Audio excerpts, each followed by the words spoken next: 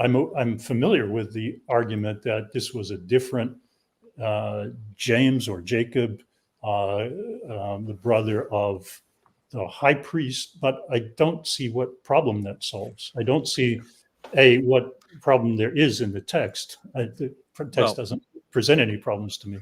It solves the problem of it talking about Jesus. That's a problem. But why is it a problem? Yeah, it's a problem if you already think that the book 18 passage didn't exist. If Josephus didn't write the book 18 passage, if you've already assumed that the earlier reference to Jesus, then you have a puzzle. Well, you have a half a puzzle here. Why would he mention this Jesus known as Christ? But even there, it's not actually, even if that were the case, it's not a big puzzle, because this formulation known as X known as Y is very common in Josephus. In his own autobiography, he mentions, remember that there's only a very small number of names, right, that are very current, like Joseph, Jacob, Simon. These are Joshua, Jesus. These are very common names. If anybody's interested, a great scholar named Tal Ilan has a lexicon of ancient names, and you can actually see from inscriptions and so on. She's tabulated all the frequency of names, both in literature and in material remains.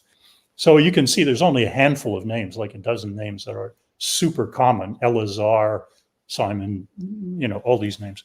So Josephus often, I would say characteristically, when he mentions one of these people, he will give them a nickname.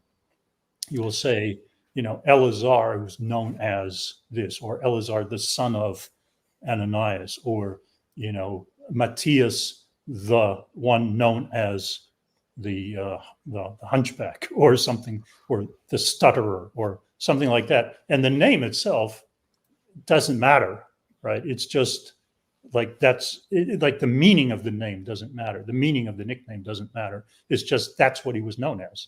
In Josephus, there are, I think, 30 or 31 guys named Jesus in all his writings.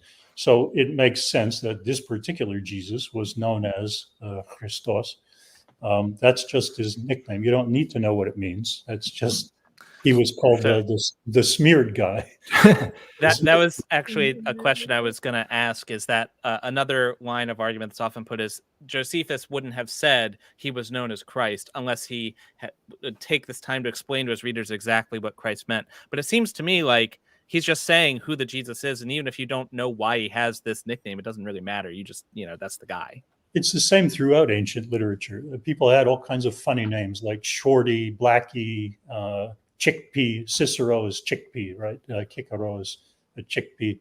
How they got these names is not relevant. It's their name, right? Sometimes it's said that Josephus would never use one of these nicknames without explaining it. But as somebody who's read quite a bit of Josephus, if not all of it, is that something that he's done previously? Assuming we don't have the passage in 18. Yeah, he does it all the time. As I say, if you just look at the opening lines of his autobiography, where he's naming his ancestors, and he's trying to sort them out because they have common names, like Mattathias or Matthias and Simon. So he gives them a name, like this guy was known as the hunchback, this guy was known as the stutterer. Okay, so you might ask, well, why was he called the stutterer? Why was he called the hunchback? And it's not necessarily the case that he was a hunchback or maybe the stutterer, probably, because that was a probable disqualification for being serving in the temple as a priest. And these may have been the things that disqualified them. But even Judas I was trying to figure out which way to say it in English. Judas Maccabeus, right? Judah Maccabi or Maccabee. His name means hammer. So what does that mean? Well, you have, of course, all these glorious interpretations. He was the hammer, he was the tough guy. But another study has argued that if you look at his brothers' nicknames, because they were not all Maccabees, that was his nickname. It wasn't a family of Maccabees. Their family name was Hasmonean. or sons of Asamoneus, but that was his nickname. But if you look at the other nicknames, you see they are personal qualities. And so this person who wrote the article suggested actually he may have had a hammer head, right? Like head shape, Yeah. because that would be more typically how you would acquire such a nickname.